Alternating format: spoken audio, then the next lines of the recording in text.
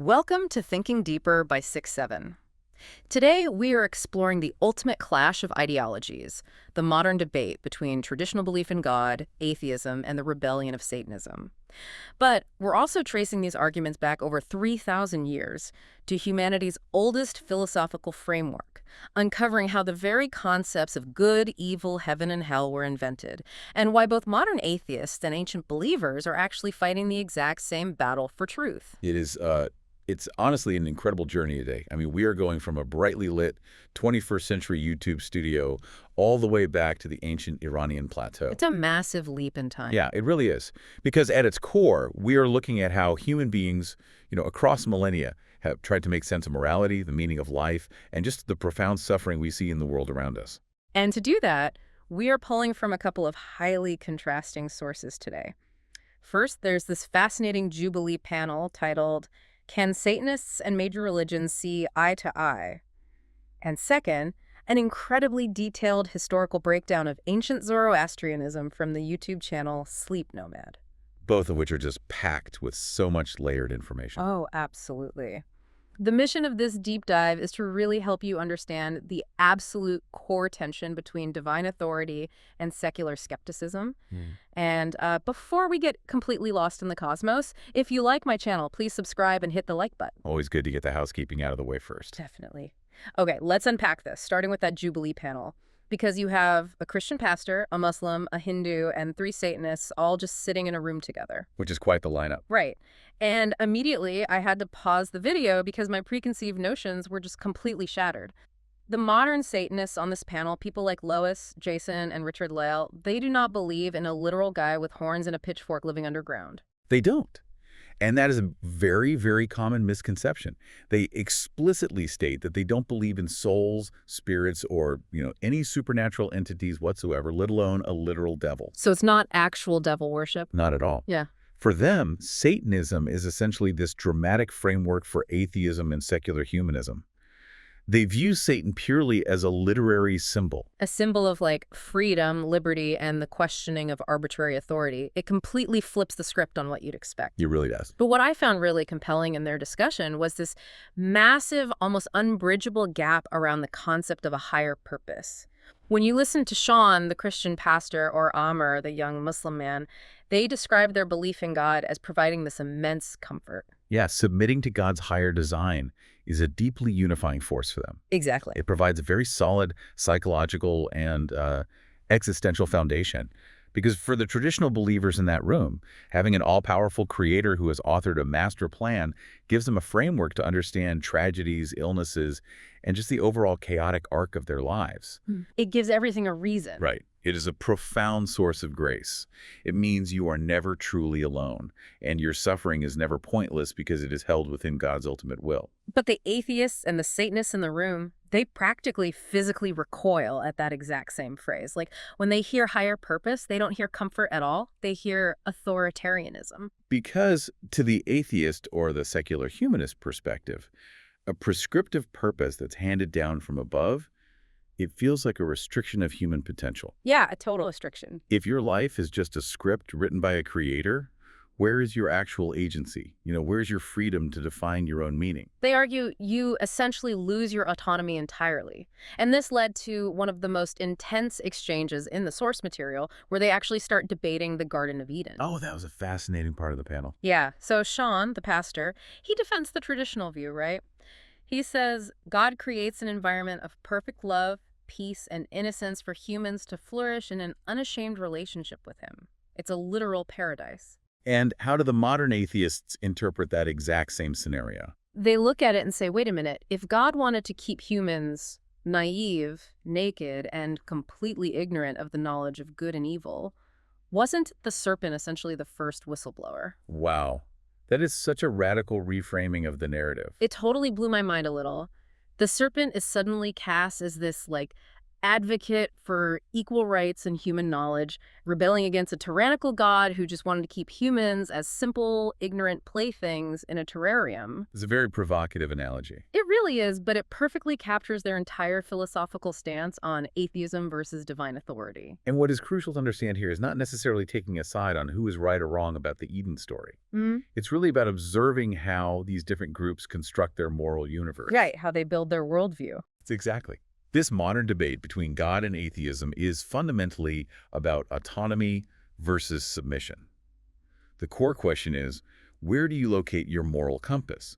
Is it something bestowed upon you by a perfectly good creator to whom you owe absolute allegiance, or is it forged entirely through your own personal responsibility and the liberty to question everything? And that question hit a massive wall during the panel. I was watching this back and forth, and the atheists brought up a point that just stopped the traditional believers in their tracks.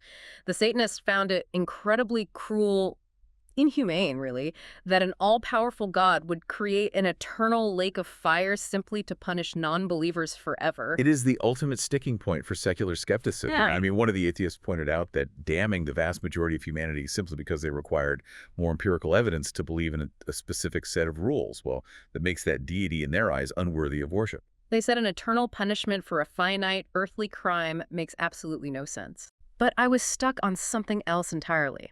As they were arguing about the ethics of hell, the Jewish panelist casually mentioned that when she was growing up Jewish, they didn't even have a concept of hell or a literal devil. That's right. And I'm sitting there thinking, wait, if the oldest Abrahamic religion didn't have it, who actually invented this internal torture chamber they were all fighting over? To answer that, we have to travel back over 3,000 years to the ancient Iranian plateau. We have to look at a prophet named Zarathustra, who was the founder of Zoroastrianism. Okay, set the scene for us. What was religion like before him? Well, before him, the prevailing religious frameworks in the ancient world were largely polytheistic. You had many gods, and they were, for the most part, morally neutral. So they weren't necessarily good or evil, just, powerful. Yes, exactly. Some were helpful, some were violent, some brought the rain, others brought the plague. And as a human, you essentially bargained with them through rituals. Like, I'll sacrifice a goat so the river god doesn't flood my house and destroy my crops. It was basically a transaction. Precisely. It was highly transactional. But Zarathustra initiates a complete theological revolution. He looks at this entire pantheon of gods and reorders them entirely based on ethics, not just raw power. So he applies a moral filter to the divine. He does. He declares that only the supreme creator of wisdom, a deity named Ahura Mazda, is truly worthy of worship. And what happens to all the other gods? Like the violent ones? He reclassifies the gods that promoted violence, strife, and chaos as demons. So he shifted the ancient world into a completely new dualistic framework, a single supreme creator of truth and order, opposed by an uncreated destructive spirit called Angra. So this is literally the birth of the cosmic battle between good and evil, the original template for all of it. What's fascinating here is how this ancient theology directly addresses the modern atheist's critique. Oh, how so? Well, the Satanists were horrified by a God who permits evil and creates an eternal hell.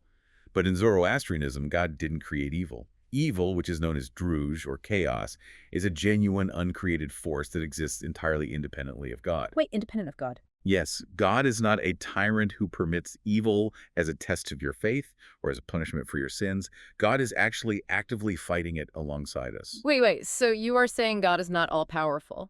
Because that completely breaks the modern definition of a supreme being. I know, it's a massive paradigm shift. Yeah. In this original framework, Ahura Mazda is perfectly good, but he is not currently omnipotent. He's actually engaged in a war with a peer rival. I remember the sources explaining that God actually created the material world, like our physical universe, specifically as a battlefield.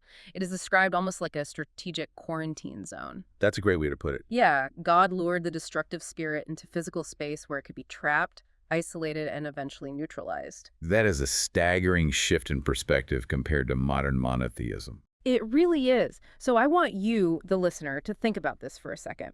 What commands more of your respect? An all-powerful God who allows terrible suffering to happen when he could effortlessly snap his fingers and stop it? Or a purely good God whose power is temporarily limited, but who is right down there fighting in the trenches with you to eventually eradicate that suffering? It completely rewrites the dynamic of the relationship between humans and the divine. Because if God is fighting a genuine adversary and his power is currently constrained by that ongoing struggle, then human beings aren't just submissive subjects. Right, we aren't just sitting in the audience. Exactly. We aren't mere playthings in a cosmic terrarium being tested for loyalty. We become essential soldiers in a cosmic war. Our choices actually matter to the ultimate outcome of the universe. God literally needs our help to win. And see, that bridges back perfectly to the modern secular focus on personal responsibility that the atheists were so passionate about in the Jubilee panel. It really does. In the video, the producer asks the panel what makes someone a good person. And the Satanists completely reject the idea of grand religious declarations or just, praying for things to get better. They emphasize action. They talk about morality being found in the micro actions of goodness done every single day. Yeah. Helping someone across the street, advocating for justice, sharing your resources. Yes, and crucially, they emphasize doing those things simply because they are the objectively right things to do. Not because you're terrified of a heavenly punishment, and not because you're trying to earn frequent flyer miles for a heavenly reward. You do good just for goodness' sake. Which is a very profound, purely ethical life driven by intention. And the ancient parallel here is just stunning.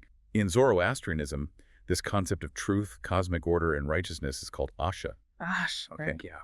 And to fight alongside Ahura Mazda, a human being must follow a very specific threefold path: good thoughts, good words, and good deeds. It's beautifully simple on the surface, but when you think about the mechanics of that cosmic war, it demands constant active participation. It does. And we should probably explain how that actually works mechanically in their theology. In Zoroastrianism, every single good thought, word, or deed is literal ammunition. It actively weakens the druge, the chaos. Wow. When you choose to tell the truth instead of lying, you are tangibly reinforcing the cosmic order. So, conversely, every time you act out of cruelty or selfishness, you are essentially handing a weapon directly to the enemy. That is exactly the mechanism. And because the physical world was created by God as a good thing, as this strategic arena to trap and defeat evil, Zoroastrianism strictly forbids monasticism or withdrawing from the world. Wait, really? So you can't just go live in a cave and pray all day? No, absolutely not. Fasting, celibacy, or isolating yourself in a monastery are actually seen as sins. That is fascinating. Why is that? Because they are viewed as abandoning the battlefield. If you isolate yourself, you aren't engaging in the community. You aren't working productively, having a family, or spreading happiness. You aren't doing those daily micro-actions that keep the chaos at bay. Right. If you check out of society, the enemy just gains ground. If we connect this to the bigger picture, there is a sacred Zoroastrian prayer called the Hashem Vohu. It is one of their most important texts. And it explicitly demands that a person pursue righteousness for the sake of righteousness itself. So no ulterior motives. None. It insists that your motivation cannot be self-interested. You must love truth and order because they are intrinsically good, not just to secure a spot in paradise. So what does this all mean? We have an ancient Persian religion from 3,000 years ago and a modern American atheist movement from today. And somehow, completely independently, they landed on the exact same ethical conclusion: actions matter infinitely more than submissive belief. Doing good for goodness' sake is the ultimate moral high ground. It reveals a very profound human instinct. Whether you frame it through a cosmic war between light and dark or through a secular humanist desire for human flourishing, the conclusion is exactly the same. Our daily choices carry immense weight. Every truthful word strengthens order, and every lie feeds the chaos. But I'm still stuck on something here. If life is this active battleground of choices, what is the ultimate outcome? Because this leads us right back to the concept of hell, which the atheists in the Jubilee panel found so morally repugnant. Right, they hated the idea of a permanent torture chamber. And honestly, it is really hard to reconcile a purely good God with a place of infinite suffering. Well, our sources reveal a massive plot twist here. The religion that actually invented the concepts of heaven, hell, and the devil, Zoroastrianism, didn't actually make hell eternal. Hold on, you're telling me the religion that invented hell didn't keep people there forever? To understand this, we have to recognize another one of Zarathustra's revolutionary inventions, the concept of linear time. Okay, how did people view time before that? Before him, almost all ancient religions viewed time as cyclical. Like a cosmic hamster wheel. Yeah. Endless repeating loops of seasons and ages, birth and death, with no ultimate resolution. Nothing you do really changes the final outcome because the wheel just keeps turning. That is a great analogy. Zarathustra broke the wheel. He proposed that history moves in a straight line, like a one-way train. It has a beginning, a middle, and a definitive end. It moves from creation through the current period of mixture where good and evil battle toward a final separation and perfection known as the Frascio Careti. Here's where it gets really interesting. Because the Frascio Careti involves the final judgment and the resurrection of all the dead. And the way they envisioned this judgment was intense. It's a literal river of molten metal that covers the entire earth. Oh yeah, it's quite the visual. And every single human soul has to wade through it. It sounds terrifying, like the ultimate apocalyptic nightmare. It totally does. But here's the catch. This river of molten metal is purifying, not purely punitive. The texts say that to the righteous, the people who align themselves with Asha and truth, walking through this molten river feels like walking through warm milk. But to the wicked. To the wicked, it burns painfully. However, it only burns away the evil. Right. It burns away the corruption of the druj that attached itself to the soul during life. Ultimately, the evil spirit is completely annihilated, but all human souls are purified and saved. There is no eternal damnation. Wait, I have to push back on this. How does that satisfy divine justice? I mean, the atheists were mad about eternal hell, sure. But if the bad guys, the murderers, the tyrants, ultimately get the exact same reward as the good guys who spent their whole lives doing the right thing, isn't that deeply unfair? That is a very valid critique. But in Zoroastrian theology, it satisfies both divine justice and divine mercy. How does it balance both? It satisfies justice because the wicked do face the painful, searing consequences of their actions in that river. It is not a free pass. But it satisfies mercy because they are ultimately restored. There's a doctrine of universal salvation. The suffering in that molten river is reformative, not vindictive. So they are fixed, essentially. Yes. They are cleansed and then welcomed into the perfected, renewed creation alongside everyone else. Okay, I see. It's like a cosmic filter. The modern atheists in the YouTube panel were rebelled so fiercely against the idea of a permanent prison for non-believers. But the original ancient concept that started it all wasn't a prison at all. It was actually a universal rehabilitation center. That's a perfect way to look at it. The fire wasn't meant to torture you forever. It was meant to cleanse you so you could join the rest of humanity in a perfected world where weapons are useless and everyone speaks the same language. It is a remarkably optimistic view of humanity's collective destiny. The evil is destroyed, but the humans are saved. And this framework of a final, guaranteed victory of good over evil provided the motivational structure for people to keep fighting for justice in their daily lives. Because it meant it would all be worth it in the end. Exactly. It promised that the struggle against chaos wasn't pointless. Which brings us to an incredible realization. We started this deep dive looking at a modern debate in a studio between atheists who use Satan as a symbol of rebellion and traditional believers who find deep peace in submitting to God. A huge clash of worldviews. Yeah, and we followed those exact same arguments about free will, purpose, and justice all the way back to the ancient roots of Asha versus Druj on the Iranian plateau. It shows us that these aren't just modern anxieties. The tension between wanting absolute autonomy and seeking a comforting higher purpose is woven into the very fabric of human history. The arguments haven't really changed over 3 millennia. They've just evolved their vocabulary. We are still arguing about how to be good and why it matters. And that leaves us with one final mind-bending thought for you to mull over as you go about your day. I want you to think about your own views on progress. If Zoroastrianism birthed the concept of linear time, this radical idea that history is actually progressing toward an ultimate triumph of good, justice, and truth, then isn't the modern atheist and secular humanist pursuit of progress, equality, and human rights just an unconscious continuation of that exact same ancient theology? This raises such an important question. Even in completely rejecting religion, is the modern skeptic still fundamentally operating on the Zoroastrian timeline? Exactly. They're still fighting the chaos every single day to try and perfect the world, moving along that same one-way train. Keep questioning, keep seeking out the truth, and remember that sometimes the absolute oldest ideas are hiding right behind our newest debates. Thanks for joining us on this deep dive, and we'll catch you next time.